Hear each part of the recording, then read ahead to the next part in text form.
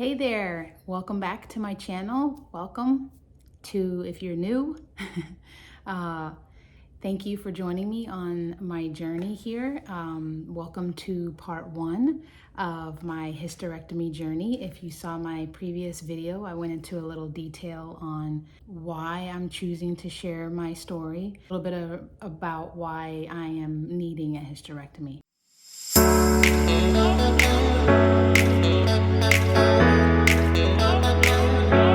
My name is Jasmine.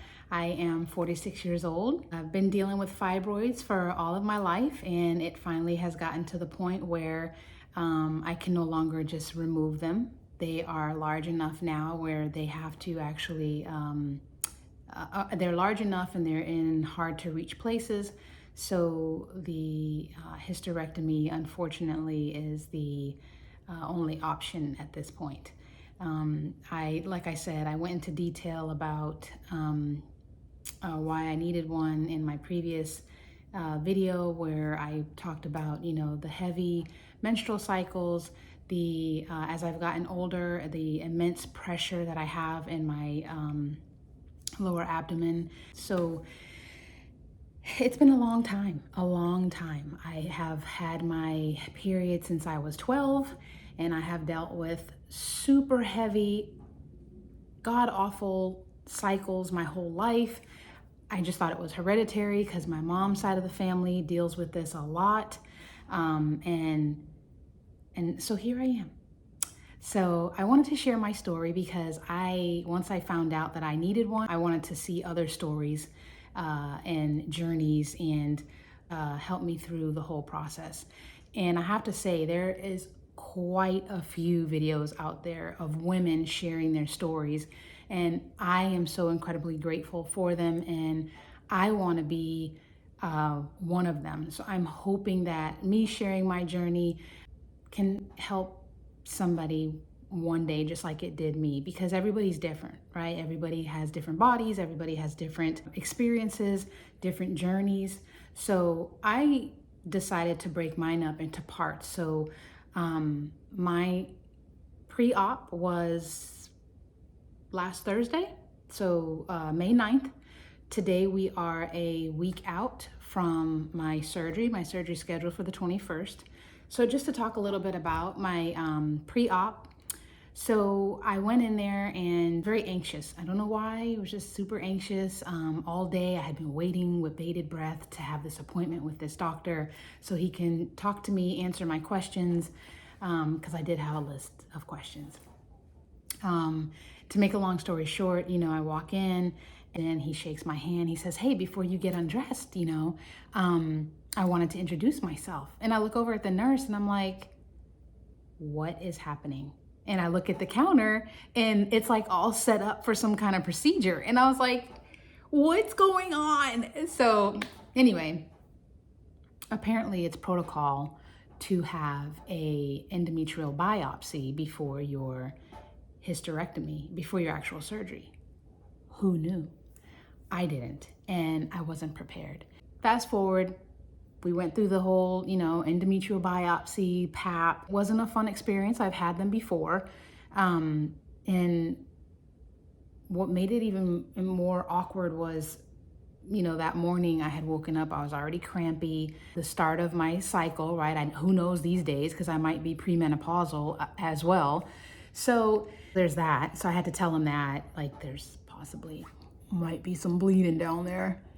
So I felt awkward about that. And he was like, "Oh no, that's fine. That means your cervix is," and he goes into all this stuff. And I'm like, oh my God, I'm so embarrassed. But anyway, nevertheless, so I got that done. I was able to get some answers from him. I wanted to know how many fibroids I had, how big they were.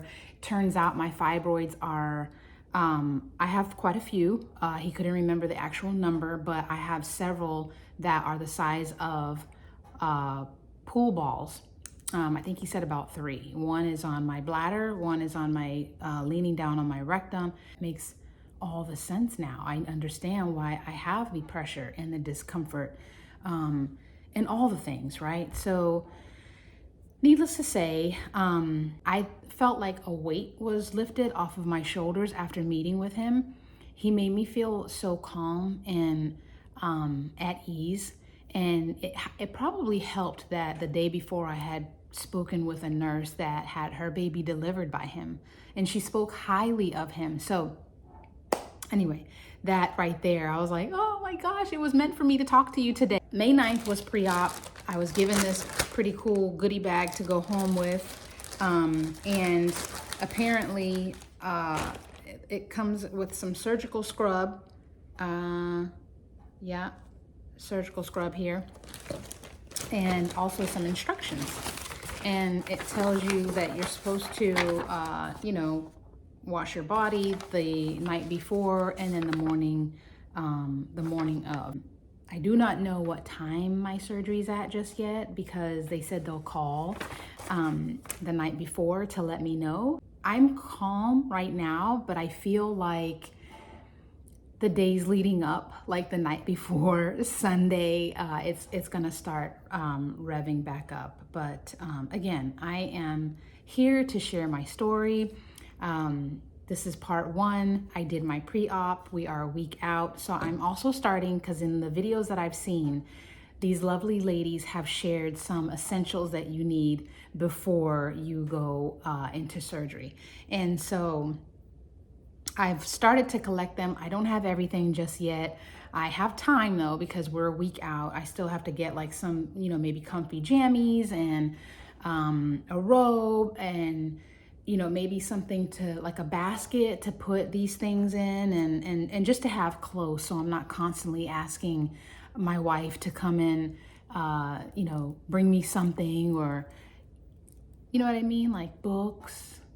So anyway, so I have Gas X. Dun, dun, dun, dun.